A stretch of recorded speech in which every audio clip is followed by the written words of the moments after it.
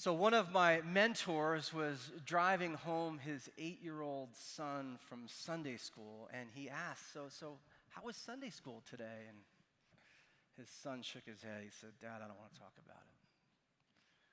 So he was pretty curious. He said, well, what happened? He said, Dad, you won't believe this, but they told us that there were these good guys running from these bad guys, and they came upon this big ocean. And all of a sudden, the ocean opened up, and the good guys got across, and when the bad guys were in the middle of the ocean, the waves came upon them. They actually want us to believe that, Daddy. I can't believe anybody believes that. So my mentor thought to himself for a moment, well, I guess I never talked to my son about the Exodus story. And then he felt this kind of strange sense of pride that he was safe enough for his son to share his doubt about this story. And he began to think, wow, how amazing is it that my son trusts me enough? And I should have mentioned that my mentor is also a pastor. How amazing that he trusts me enough to share that with me. Last week we talked about stage 1 faith, and in stage 1 we talked about how there is no room for doubt because doubt is considered the absence of faith or the rejection of faith. So there's no room. So if you're a stage 1 person sharing your doubt with a stage 1 parent, the parent has only one choice: shut it down as quickly as possible, change the subject, and move on. That's the only choice you have. But thankfully, my mentor has evolved beyond stage 1, and so he had some choices. He had some tools in his tool belt that he could use, and so he responded to his son. And here's what he said. He said, there's some biblical scholars who wonder whether that story is true. So you're not alone. But can you think of a reason why a community of faith might find meaning in sharing a story like this and telling it even if it's an exaggerated way? He didn't shut down the question. He honored it. He worked with it. He recognized that it could lead somewhere beautiful, good, a place to be trusted. Last week we began our sermon series about the stages of faith, and I'm going to say it again. Get rid of the idea of a ladder. This is not about climbing up so that you can look down condescendingly at everybody else. No, that's not what it's about. It's more like the rings of a tree that grow through periods of growth and dormancy. And each stage builds upon the previous stage, and we always need the previous stages in order for us to be healthy and mature, the way that a tree needs the fullness of the tree in order to live into its mature treeness, for lack of a better word. So it's important that we get that concept, that this is like the rings of a tree, and every stage has its gift. It has its value that never goes away. We don't want to lose our stage 1 dualism. We want to be able to see black and white when we need to. We want to never lose stage 2 pragmatism. We want to ask, how can we put this into practice? That's a really good question. It's always a good question. We don't want to lose our stage 3 relativism, being able to see things in different contexts and understand the nuances. That's a really important skill. And we don't want to lose stage 4 non-dual holism, where we're able to hold seemingly contradictory ideas in tension and be broken open to deeper wisdom. We don't want to lose that capacity. We want to maintain every gift from every previous stage. So stage 1, we talked about last week, simplicity. And again, it's not bad, it's just not complete. That's all. And we all start there. We obey authority, we trust our authority figures. Why would we not? We learn the rules, and we learn to see things dualistically, black and white. And if you missed my sermon on simplicity, it's on our YouTube channel. You can watch it anytime. Stage 1 is comfortable, it's comforting, and it really works until it doesn't. And then we're ready for stage 2. Now, one little aside, and I could do a whole sermon series on this, but I do think it's harder in today's world to stay in stage 1. I really do. And I think there's lots of reasons, and I'll just touch on a few. I think because we're discovering so much through the microscope and the telescope, We are seeing the vastness of the universe, the mystery of the universe. We're seeing the complexity of things up close. It's just harder to stay in that kind of black and white thinking, right? I also think most of us are living closer to diversity. In the past, we used to be more in our little tribes, and our tribes didn't intersect. But now you go online or you walk around your neighborhood, and you're bumping into people who come from a different culture. They come from a different religious tradition. They have different ideas. And so we're face to face with diversity. It confronts us. And so it's harder to think dualistically and simplistically. And I would also add that whereas in the past, something like the historical critical method of biblical interpretation, which you would only hear about in graduate school, now you have access to that on the internet. Our kids can learn the same things that I learned in seminary. It's right there at their fingertips. So it is harder to stay in stage one. I should also say there's a counter movement going on in our culture, which is to keep people isolated in stage one, keep them removed from perplexity, keep them in their own echo chambers so they only hear people who are speaking simply to what they want to hear. So I think there's that movement as well. And I think we can grieve the fact at some level that our kids are growing up faster than we did, but I also think we can celebrate it too, because we don't really grow until we start to ask questions for ourselves. And so we're incentivized, I think, in our culture to go there maybe a little sooner than we used to in the past. It seems as if God and reality itself is conspiring against our staying in stage one. I think that's going on in our world today. Brian McLaren says, at one point along the way, stage one begins or used to feel like a school, and then it begins to feel like a prison. Maybe some of you have been there. It feels like prison after a while, and you want to get out of it, but you don't always know how. Stage one is like childhood. Stage two is like adolescence. And like teenagers whose world is changing because their brains are changing, their bodies are changing, there's hormones pulsating through our bodies, we begin to see and feel that things may be just a little more complicated than we were taught that they were, or we thought that we were. And we begin to question things. We begin to question little things. We begin to question even big things like our faith. And during stage two, we start to use critical thinking. And we begin to assess what we've been taught. We begin to wonder, do my authority figures always speak the truth, or do they have blind spots? We begin to wonder, are the rules that we taught, are they absolute? Do they apply to every single situation or not?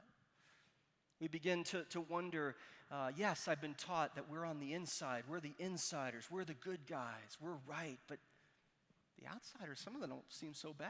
They seem to maybe be onto something as well. And we begin to wonder maybe that black and white thinking is no longer serving where we need to go. In some ways, it's like, you're done with your black and white television and you're ready to trade that in and get a color television. Or another metaphor that came to my mind was you are done with cable TV and you want a subscription service now. You want to have Netflix and Hulu and Amazon Prime. And the big difference here is whereas in stage one, you get the schedule, it's given to you, and you have to work around that schedule. In stage two, you're like, wait, I can make my own schedule? I can watch my shows when I want to watch it. I can arrange things. And that's kind of the shift into stage two as we use our critical thinking. In stage one, everything is known or knowable, or it appears that way. In stage two, everything becomes learnable and doable. There's a sense in which we move from dependence to independence and then into pragmatism.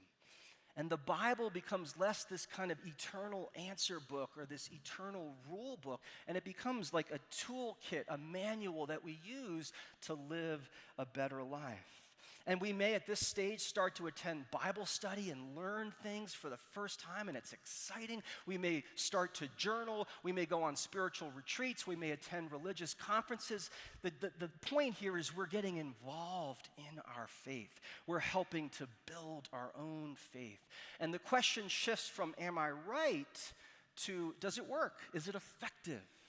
Is it effective? At this stage, life is like a game, and we want to win. We want to be successful. We want to be effective. And pastors become more like coaches, coaching people how to live a better life. So stage 2 pastors will preach sermons like the 5 steps to a healthy marriage or the 3 keys to biblical prosperity.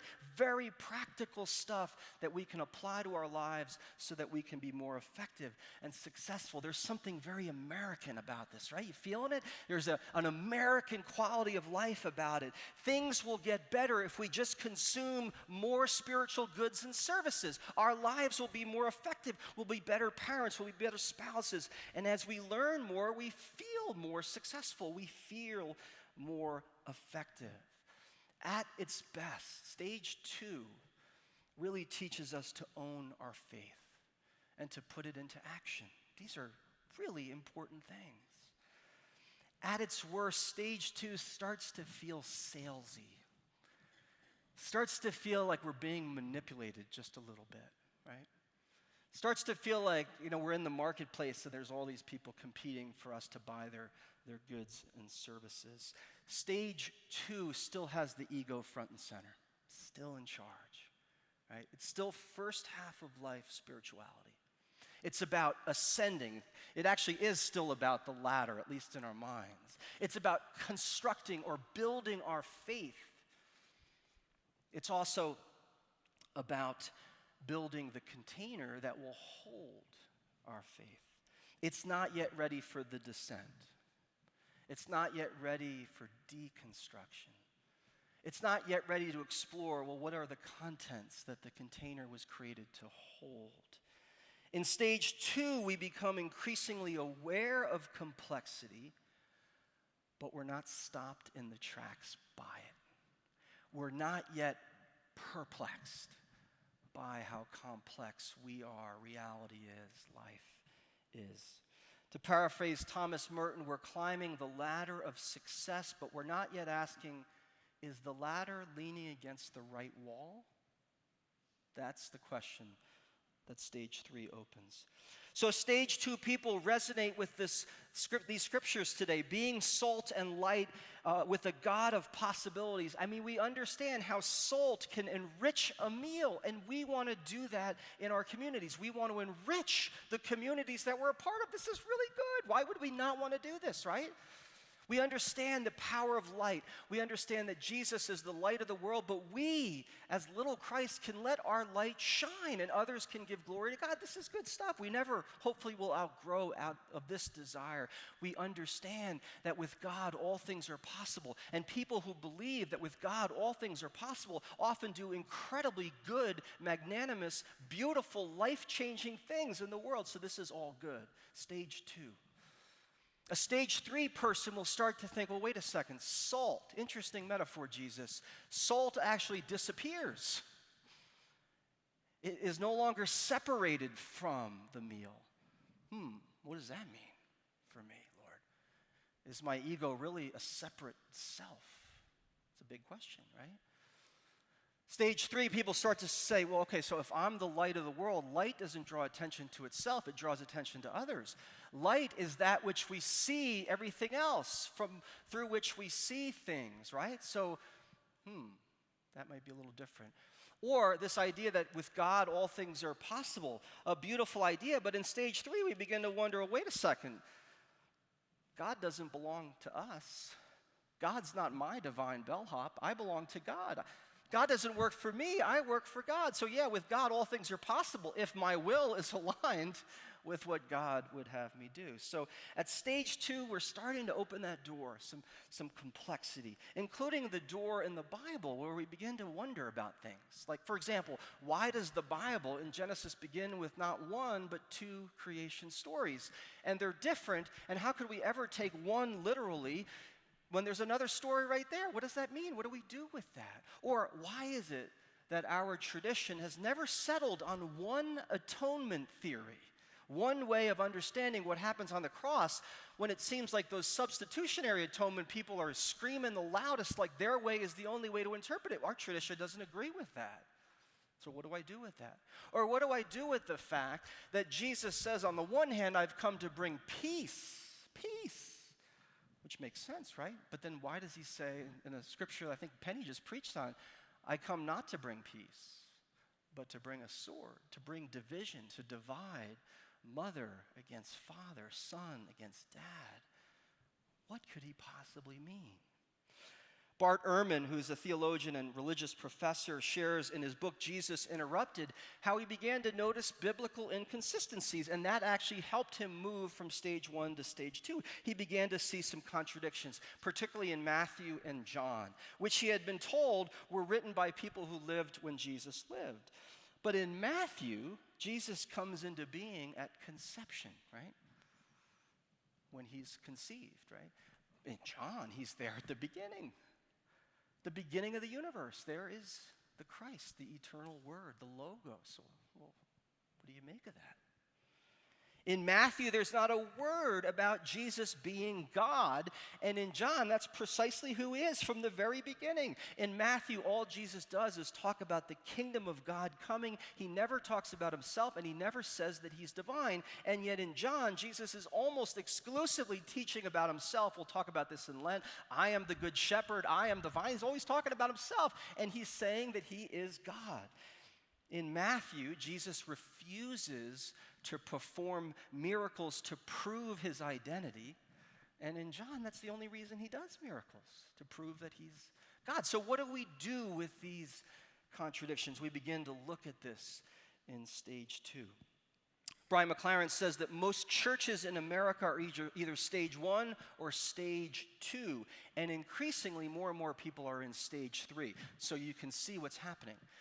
You're a pastor, you're preaching stage 1 sermons or stage 2 sermons, and you're a stage 3 person going, oh, where do I fit? I don't have a place. I don't belong. There's no place where I can be where I am. And my big question for us is, can we be that place, right? We be the place that's safe enough to question and wrestle with complexity, right? To trust that this is part of the journey. That's the heart of what it means to be people of faith. What if we were a place that could lead people through complexity to the edges of perplexity and help them to trust that place, to not only be aware of complexity, but to learn to embrace it and to be troubled enough by it that we dig a little bit deeper? What if we prepared people for that pivot point between stage 2 and stage 3? What if we taught people the whole point of faith is to be perplexed, and the opposite of faith isn't doubt, it's certainty. Certainty is the opposite of faith. The first time I heard that, I'm like, oh my God, why have I never heard that before? I thought I was supposed to be certain or pretend that I was. And I'm paid to be certain, right? No.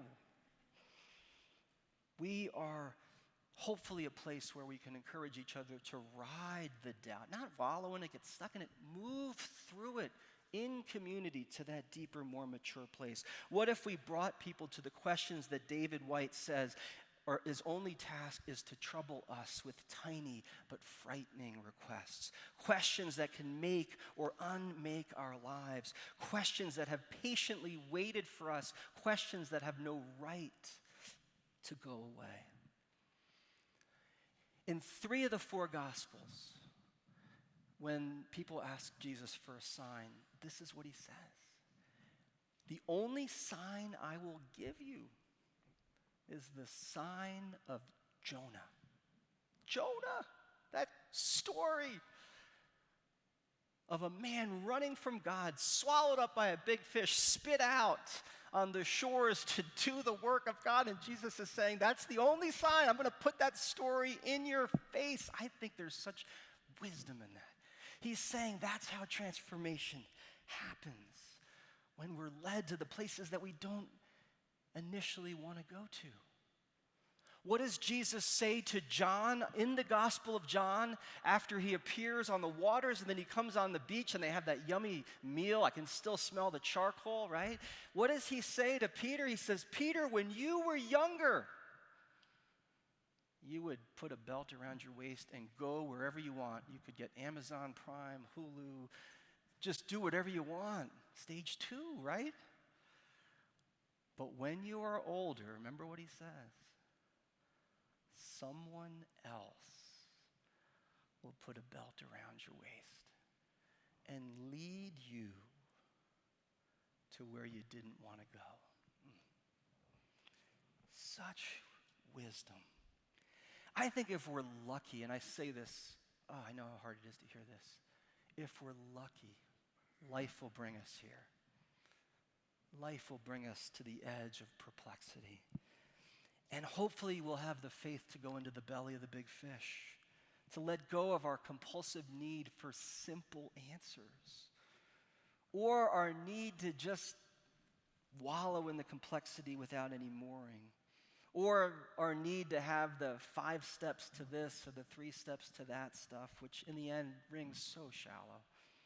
And begin to trust the questions themselves are our gift, that there are no easy answers, that yes, it's hard to live with questions, but questions are what open us up to genuine encounter, genuine transformation. And questions are the place that hopefully lead us to wise people and wise communities who can hold space for our questions and our doubts, and who can echo the words of Rainer Maria Rilke as he writes in his letters to a young poet. He says, I beg you to have patience with all those things unresolved in your heart.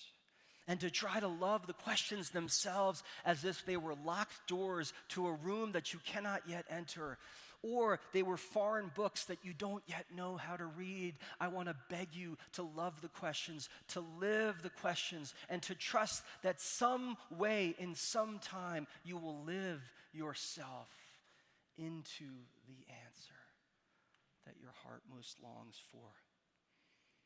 It's hard to live in that place between stage 2 and stage 3, but it is where I think God is leading all of us. And if you hear anything today, hear this. You can trust that place when you find yourself there. And if you're there right now, talk to somebody. You can trust that place. You can trust God's intentions. You can trust that something good and better is about to happen to you. I was talking to someone just the other day, and this is what she said. She said, all my life I was taught to fear the slippery slope. Don't go there. It's a slippery slope. She said, now I'm on the slippery slope, and I love it. And it's good. And God is becoming